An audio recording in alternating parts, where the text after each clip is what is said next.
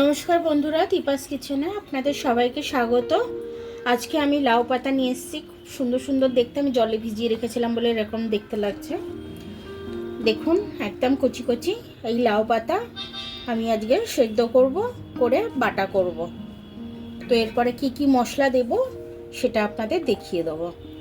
সেদ্ধতে বসিয়ে দিলাম আমি 10 মিনিট মতো একটু ভাবিয়ে নিই আমি। এটা লাউ পাতা একটু টক টক হয়ে যায়, তো একটু বেশিক্ষণ ভাবালে খেতে ভালো লাগে। এটা চাপা দিয়ে আমি 10 মিনিট হতে দেবো। দেখুন, আমার লাউ পাতাটা সেদ্ধ হয়ে গেছে। এবার এটাকে আমি বেটে নেব। তার জন্য আমার লাগবে কালো জিরে আর একটু শুকনো লঙ্কা আর 2 কোয়া রসুন লাগবে। রসুনটা ছাড়াইনি এখনো। শুকনো কড়াতে আমি শুকনো লঙ্কাটা একটু ভেজে নেব আর কালো জিরেটা একটু ভেজে নেব। ততক্ষণ আমি একটু 4-5 কোয়া রসুন ছাড়িয়ে নিয়ে আসি। রসুনগুলো ছাড়ানো হয়ে গেছে আমার, আর এটাও ভাজা হয়ে গেছে। আমি এগুলো সব বেটে নেবো। এবারে রসুনটা দিয়ে দিলাম, শুকনো লঙ্কাটা দিয়ে দিলাম আর লাউ পাতাটার মধ্যে দিয়ে দিলাম। এটা শিলে বাটতে হবে। একটু সর্ষের তেল দিয়ে দিচ্ছি আমি এটা ভাজার জন্য।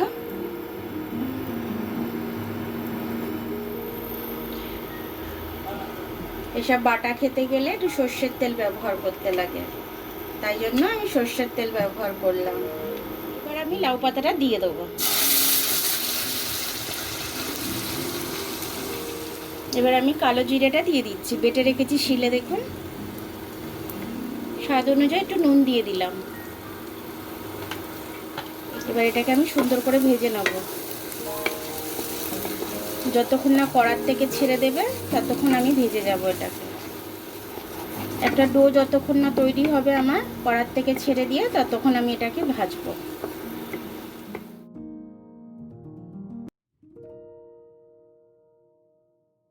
দেখুন, এটা আমার পুরোপুরি ভাজা হয়ে গেছে, ডোতে পরিণত হয়ে গেছে। এবার আমি এটাকে নামিয়ে নেব। এটার মধ্যে কিন্তু পেঁয়াজ আমি দিই না, অনেকে পেঁয়াজ দেয়, কিন্তু সেটা আমার ভালো লাগে না।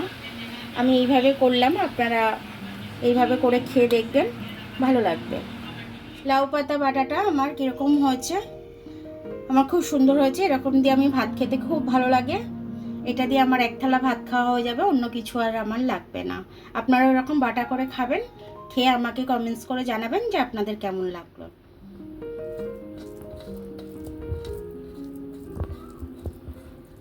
দেখুন, এটা দিয়েই ভেঙে ভাতটা মেখে এইভাবে খেয়ে নিলেই হয়ে যায়। আমার ভিডিওটা দেখার জন্য অনেক অনেক ধন্যবাদ। আমার ভিডিওটা যদি আপনাদের পছন্দ হয়, লাইক, সাবস্ক্রাইব, বেল আইকনটা একটু টিপে দেবেন। আর যদি ফেসবুক থেকে দেখেন তাহলে লাইক আর ফলোটা একটু করে দেবেন। আবার কাল দেখা হবে নতুন রেসিপির সাথে। ততক্ষণ আপনারা ভালো থাকবেন, আমি আসছি।